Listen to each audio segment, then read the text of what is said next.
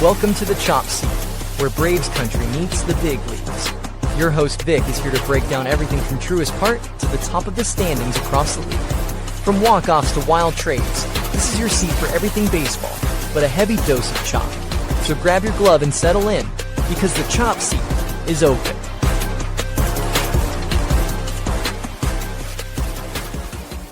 Welcome to the Chop Seat, your favorite place for Braves, baseball, and the rest of the league. I'm your host, Vic, and today is Tuesday, November 4th, which means the 2025 Major League Baseball season is over. A new champion has been crowned. We're going to get into that. I'll just say now, the Dodgers have been crowned 2025 and will be champions going back to back for the first time since the New York Yankees did it in 98 through 2000. So we're going to get into, remember, last time we left off, Game 6 was about to start on Friday night. And then we ended up going to Game 7, which the Dodgers forced. That was on Saturday. And we haven't spoken since then. So we're going to get into the action from those two games. Crazy ball game we had in Game 7, man. That Game 7 was another classic. It went into extra innings. We're going to talk about that one real quick, see how that game went down. And then, listen, the offseason has officially started. The offseason is underway. A couple player options have already been exercised. Some haven't. Some have been declined. We're going to get into that real quick as well. And the Braves managerial vacancy has been filled. We're going to go and take a look at that when we get to Tomahawk Takes. We usually do Tomahawk Takes first, but since the World Series obviously was a main priority, we're going to start off with the MLB. So let's get into that first segment for today's episode. It's time for the MLB.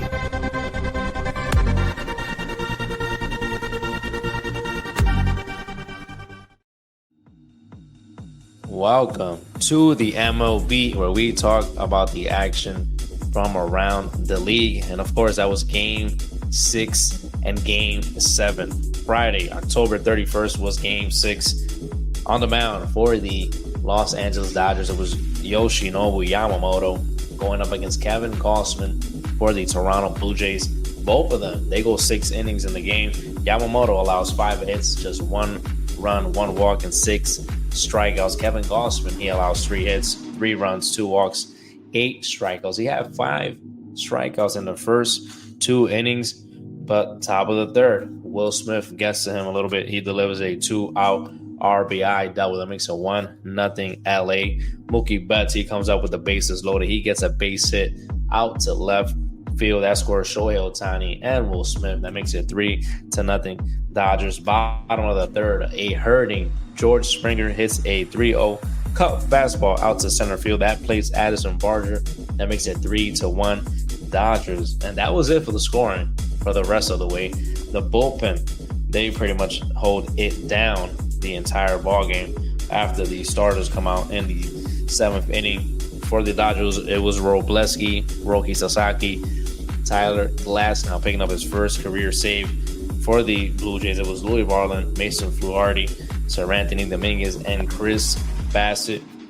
Like I said, they held it down. Bullpen held it down, but in the bottom of the ninth, it got a little ugly there for the Dodgers. Roki Sasaki, he hits leadoff batter Alejandro Kirk. Miles Straw comes into pinch run for him. Addison Barger, he blasts one over the head of center fielder Justin Dean, but the ball gets wedged right under the wall, the bottom of the wall. Justin Dean, he throws his hands up. It is ruled a dead ball. Now, I took a few days to think about this, and I just wonder if that ball would have bounced any other way.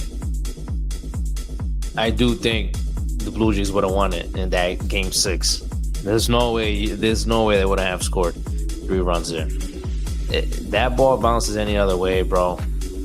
That changes the inning big time, man. But it takes that bounce. That's how baseball is.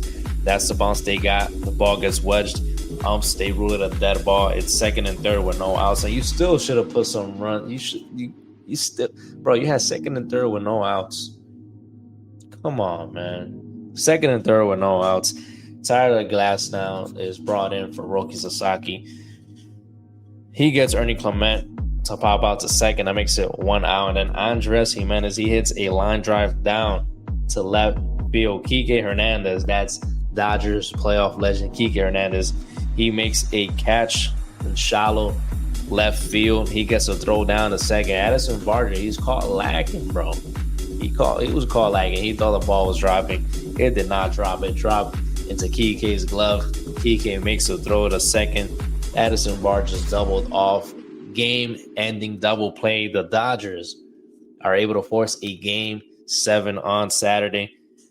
Again, the playoff Kike Hernandez legend continues. And it set the stage for a dramatic Game 7 that was on Saturday. We flipped the calendar pages into November 1st. A classic Game 7. It was started by Shohei Ohtani for the Dodgers. He went 2 1/3, 5 hits allowed, 3 runs, 2 walks, 3 Ks. He did give up a homer. It was a big homer. We're going to talk about that just shortly. Max Scherzer was on the mound for the Blue Jays. He goes 4 1/3, 4 hits, 1 run, 1 walk, 3 Ks. Very solid start from him. Bottom of the third, they're hurt. George Springer, he leads off with a single, and we got to give the man some props, man. This guy was grimacing every single swing, even the at bat, even when he took a pitch, he was grimacing, bro. Even when you got to give this man props for playing those games injured. That's another thing too. I start to think, if George Springer and Bo Bichette were fully healthy, they easily could have won this series. If you look at it, they easily could. Because listen, the Dodgers struggle to beat them. We got to call it what it is. Dodgers struggle to beat these guys. So imagine George Springer healthy, Bo Bichette healthy. I think they win this series, but again, it is what it is. He leads off with a single, like I said. George Springer, Shohei Ohtani, he intentionally walks Vladdy Guerrero Jr. That brings up the other hurt Blue Jay. Like I said, Bo Bichette, he swings at the first pitch as a slider. He belts it 442 feet to center field. It's a 3-run shot. 3-0 Toronto lead. Rogers Center is going crazy, leading 3-0 in the final game of the season. Shohei is knocked out of the game after that. Top of the 4th. Dodgers time to bat with 1 out and the bases loaded. Teoscar Hernandez, he hits a line drive. Darwin Varsho with a very nice diving catch. That ball gets behind him. Everyone's scoring, bro. He's able to make the catch. Will Smith, he tags in from third base. That makes it 3-1 Toronto. After that, Vladdy, he also makes a sick diving catch in foul territory of a line drive. That records the final out of the inning. They're able to get out of that bases loaded jam. Bottom of the 4th, it gets a little spicy. The bench is clear after Robleski hits Andres Jimenez with a pitch. After throwing inside the previous pitch, he goes inside, just misses his hand. The second pitch after that hits him. Bench is clear. And it was funny because right after that, George Springer comes up to the plate. He hits a comebacker that hits Robleski in the leg. It was kind of funny. I'm just like, bro, like, what are the chances of that? That the next guy that comes up is able to hit a comebacker right at the pitcher that just hit your guy. It was like I chuckled at that. I thought it was amusing. But anyways, the bench is clear. No punches are thrown. You know how it is. You know how these baseball benches clear scenarios usually go down. Anyways, still 3-1 up to this point. Top of the 6th. The Dodgers, they make it 3-2. Tommy Edman hits a sac fly, so they draw a bit closer. But in the bottom of the 6th, Ernie Clement, he hits a single off of Tyler Glasnow. He then steals second. Andres Jimenez, he's showing bunt pretty much the most of the at-bat. He draws 3 balls. I think he was 3-0. Tyler Glasnow gets back in the count. He ends up swinging. I think it was a full count, if I'm not mistaken. He ends up swinging. He swings away. He connects with an RBI double to right field. That makes it 4-2 Toronto. Toronto with a nice lead heading into the latter part of the ballgame. Top of the 7th is Trey Savage, the rookie. He is brought in. He looks a little shaky, but he gets bailed out with a big double play started by Vladdy Jr. to end the inning. It was a nice ground ball to Vladdy. He throws a ball instantly to second base. He goes back to first. Throw to first is in time. Double play ends the inning. He's over there feeling himself. Let me go to the top of the 8th. Max Muncy, he gets to trade you Savage. He hits a solar homer. Excuse me. A solo homer. That makes it 4-3 Toronto. Bottom of the 8th, Ernie Clement, he gets another hit. That's his 30th hit of the postseason. That's the most in history. But he is stranded there.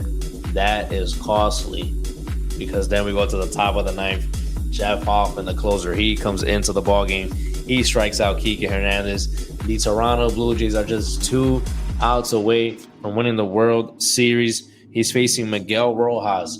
Shohei Ohtani's on deck. You don't want to let Rojas get on, because you got Shohei coming up next. So you got to take care of business. The count goes to 3 balls and 2 strikes. A 3-2 pitch is driven out to left field by Miggy Rojas. He hits a homer. He ties up the ball game. 4-4 in the top of the 9th. That's his first homer against a right-handed pitcher the entire year, believe it or not. Again, he ties up the ball game. Number 9 spot in the lineup, Miguel Rojas, not known for his pop. He's known for his fielding. He comes up big. That's the beauty of baseball. Sometimes it's a guy you least expect to go yard. In a big moment like that, he goes yard. He ties up the ball game. That's all they were able to get. That's enough to keep the game going. Bottom of the 9th, the Blue Jays, they get 2 on off of Blake Snell, which leads to Dave Roberts bringing in Yoshinobu Yamamoto. Remember, he just pitched the night before. He comes out to the mound on back-to-back days. He hits Alejandro Kirk. That loads up the bases. Darren Varsho, he then grounds one out to second base. Who's there? Miggy Rojas. He throws to home. The throw is in time. Yes, it's in time. The force out is made. They have to review it because Will Smith's foot was off the plate for a split second, but they got him. They got him in time. Isaiah Kiner-Falefa was called out. And then Ernie Clement, he hits one out to deep left center field. Now, I thought this was going to be an easy play, but then when they panned the camera out to the outfield, I noticed that they were playing shallow. So Kike Hernandez is going all the way back, and it looks like he's not in position at all to catch this ball. I'm like, bro, this is going to drop. Next thing you know, Andy Baez, who was just put into the game this inning as a defensive replacement, not for his range, but for his arm, just in case there was going to be a play at the plate. He's brought in. I see him running towards where Kike is at. The ball is still going. Again, Kike is looking a little shaky, bro. It doesn't look like he's set to catch this ball. He's not. It doesn't look like he's not camped under. He's still going. Andy Baez, he comes. He trucks Kike Hernandez. He makes a catch. He's looking like a wide receiver, bro. He makes a catch. Kike drops. Kike goes flying. Bro, that was a crazy sequence. That ends the inning. We go to the rest of the innings. Top of the 10th, bottom of the 10th. No, nothing happened there. There was a few threats there. Top of the 11th, though, Shane Bieber, he comes in for Serandy Dominguez. He gets the first 2 outs. Blue Jays fans are saying, we're cruising. We got our boppers coming up, especially Vladdy's coming up. But then Will Smith, he homers out to left field. That makes it 5-4 Dodgers. 5-4 Dodgers in the top of the 11th after a Will Smith homer. We go to the bottom of the 11th. It's Vladdy. He's trying to get these guys pumped up, and he does. He gets a leadoff double out to left field. Isaiah Kiner-Falefa, he bunts him over to third base. That's 1 out. Runner on third. Addison Barger is then put on. He walks. Alejandro Kirk comes up to the plate. He swings at an 0-2 splitter by Yoshinobu Yamamoto. It's a soft ground to short. Mookie Betts feels it. He steps on second. Throws to first. Ball game is over. Season is over. The Los Angeles Dodgers go back-to-back titles. They become the 2025 World Series champions, and they're the first to go back-to-back since the 1998 through 2000 New York Yankees. And the MVP, of course, is Yoshinobu Yamamoto. Well-deserved. He put up a 1.02 ERA in 17 2/3 innings, 2 earned runs, 2 walks, 3 wins, 15 strikeouts. He went 3 games. He started 2 of those, and then he went on no days rest in this final game 7. So congratulations to Yoshinobu Yamamoto on winning his MVP. Congratulations to the Los Angeles Dodgers for becoming 2025 World Series champions and going back-to-back for the first time since the 1998 to 2000 New York Yankees. And you can't blame these guys, man. As much as you want to blame them and get mad at them, they're spending money. They know how to allocate it wisely with the deferrals and all that. And their roster is so deep, bro. Their roster is very, very deep. And they're able to – I do think they do a few phantom IL stints to make sure the guys are healthy when they get to the end of the season, when they get to the playoffs. I do think they maneuver that a little bit. I'm pretty sure everyone else does it. So that's why it's being allowed right now. But listen, you can't get mad at these guys. Owners, stop talking about the salary cap. Spend your money, bro. Spend your money. You guys got plenty of money to spend. Make the moves you got to make. Build a deep ball club so you can compete against the Dodgers, especially my Braves. My Braves aren't included. And, of course, my Braves, we got to just stay healthy. I think we have the talent to take on these guys. But we got to stay healthy and make a few more moves to deepen our roster and, make a run at the World Series next year. But anyways, that is how the season ended. We got a very, very good World Series matchup between the Dodgers and the Blue Jays. I still think the Blue Jays were the better team when it came to this point. When it came to this series, the Blue Jays were playing better baseball. You can see the numbers. Look at the numbers, especially offensively.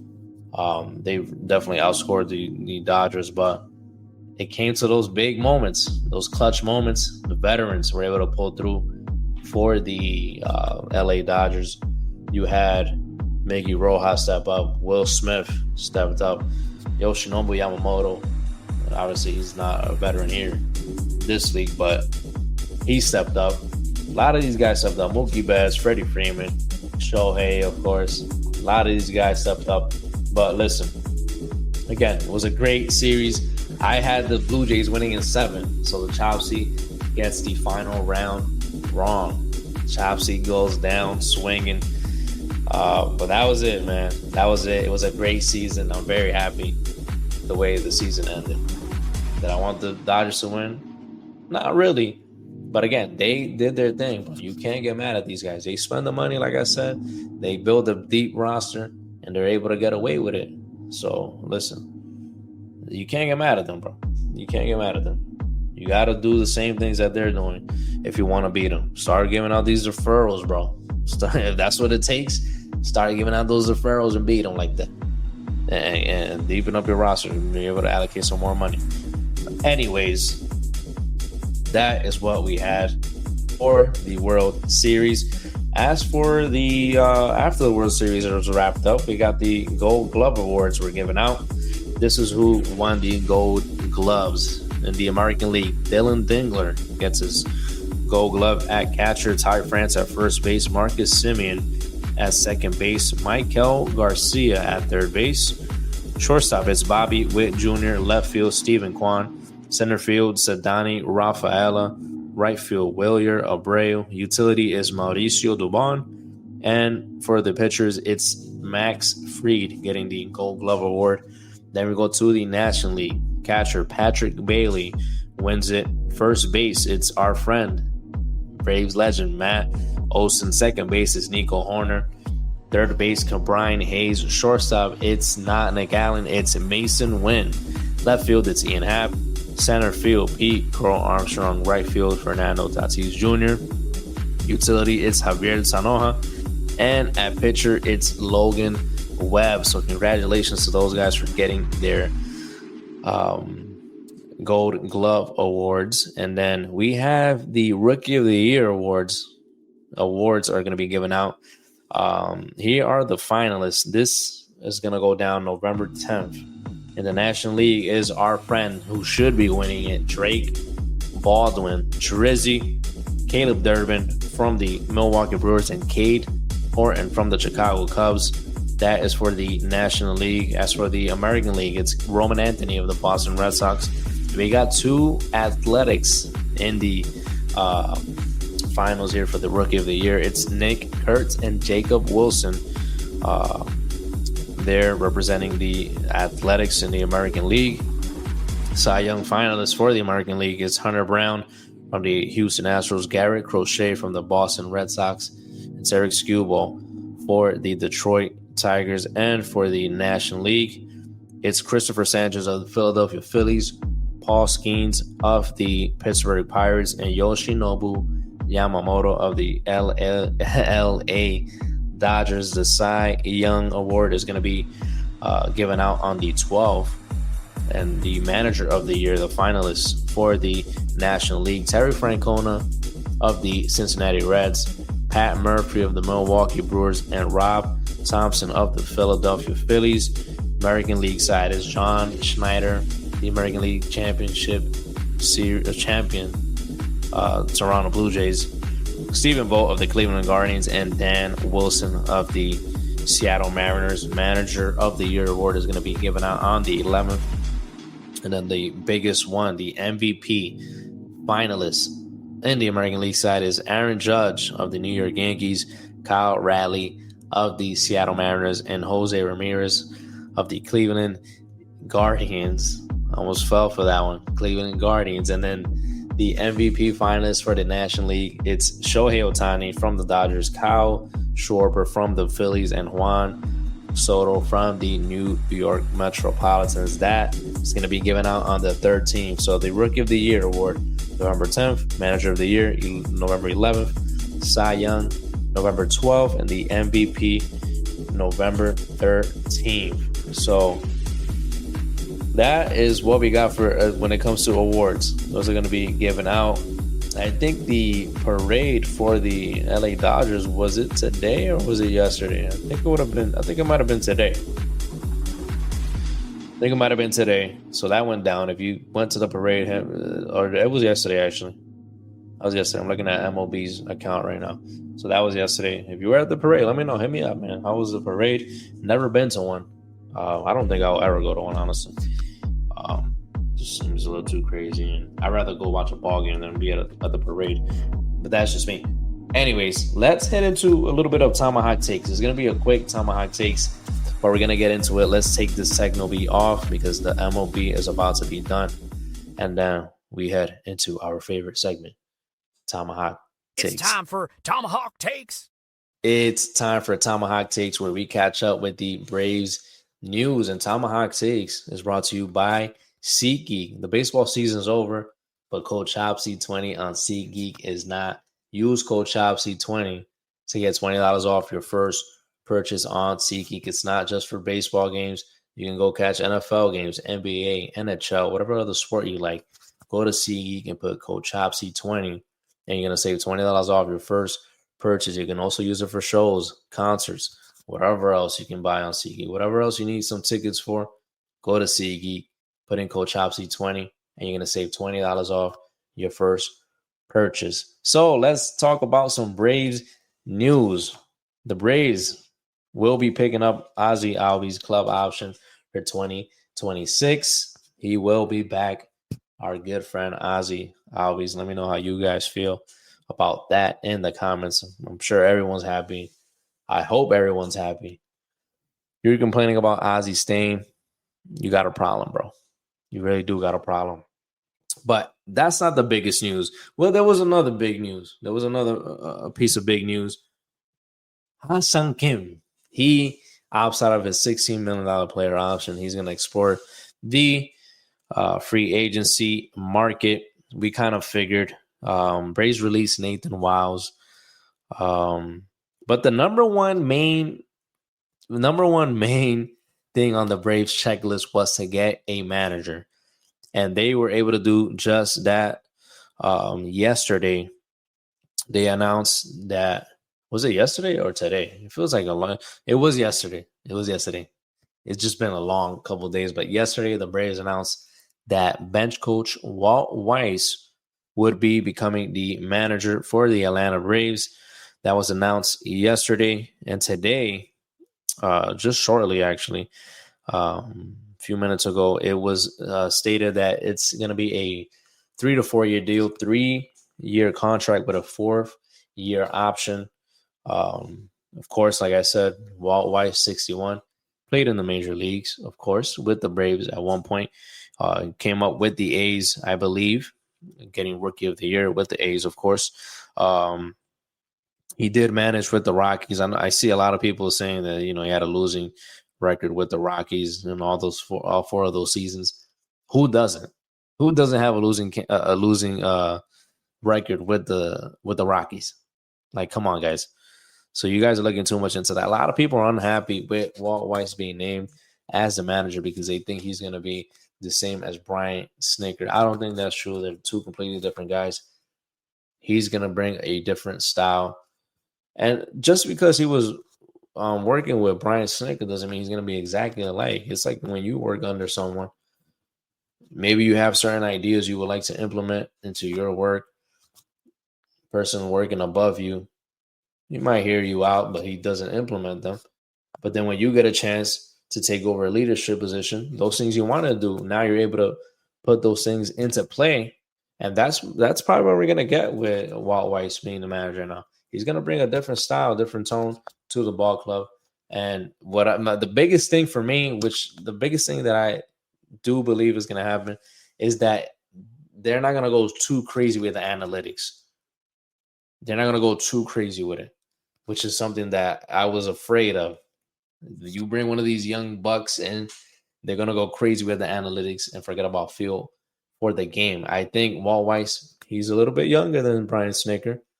He's going to probably use analytics a bit more than when Brian Snitker was using them, but he still has that feel for the game. This guy's been in the game for pretty much half his life. So that is something that I do think is going to be great for the ball club going forward. You're going to use a little bit more analytics, but you're not going to go rely solely on analytics. We're not going to do that. You still got to have that feel for the game. So I'm pretty happy with the decision to keep Walt Weiss. Let me know in the comments how you feel. I'm pretty sure most of you guys didn't want Walt Weiss managing the ball club. Who did you guys want? Let me know in the comments. But I do think it's the right move. You keep it in-house, like Braves have done traditionally. We don't want to have a whole bunch of different managers coming in and out. If it doesn't work out with one guy, we don't want to do that, bro. We don't run the show that way. We don't run the team that way. You look at other teams; they've been having 6, 7, 8 different managers in about 10 years. There's no stability in that. We're not like that. We keep Walt Weiss. He gets a promotion. Now I'm interested to see who he's going to bring in as part of his coaching staff. I would love to see him bring Chipper Jones as the hitting coach. That would be fire. Hopefully he keeps Rick Kranitz. Rick Kranitz has done his thing as a pitching coach. Hopefully he keeps Eddie Perez. Obviously we're going to need a new bench coach because that becomes vacant after Walt Weiss gets a manager spot. So we'll see. There's going to be some new moves being cooked up there when it comes to with the coaching staff. So we'll see. I wouldn't mind seeing EY come back too. EY, he was great with us, man. So that would be nice if he's able to come back in some role. So those are my thoughts on the signing of Walt Weiss becoming manager from after obviously being the bench coach for the Braves, now being promoted to manager. So let me know in the comments, what do you guys think? How do you guys feel? Let me know in the comments, how do you guys feel with Walt Weiss becoming manager for the Atlanta Braves? Like I said, I like the move. I don't think he's going to go too crazy with the analytics where he's going to rely solely on the analytics, but I think he's going to use it a bit more than Brian Snitker was using it. He's a bit younger than Snitker, so he'll be able to use that information a little bit more, but he still has that feel for the game. Guy spent half of his life in baseball, so he has that feel for the game. So I do think it's going to be a nice balance when it comes to feel for the game and analytics, and that's exactly what I wanted. You guys let me know, what did you guys want? Who did you think would have been the best fit for the Braves to hire as manager? Did you want someone that goes more heavy on the analytics or just strictly feel for the game? Let me know in the comments what you guys think. Thank you guys for tuning in this season of the Chopsy. I appreciate it very, very much. We're going to work on getting a better background going for the next season of Chopsy.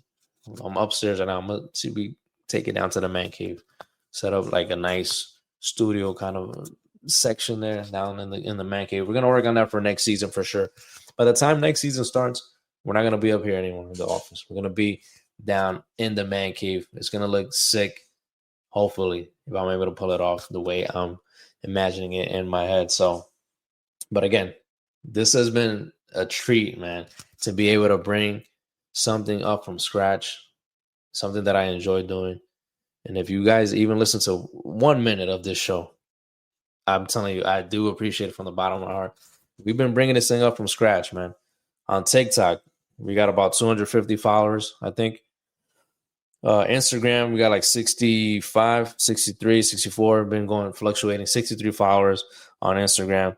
X, Twitter. I don't really use X and Twitter. I got to give you guys credit. If you're one of those guys that goes on X and you tweet every single second, I give you props, man. I can't even I can't do that.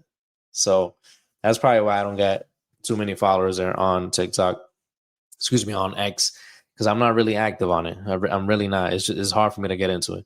I don't even like spending too much time on my phone, period. So that's why it gets a little hard for me. But on YouTube, I think we're at 450 subscribers.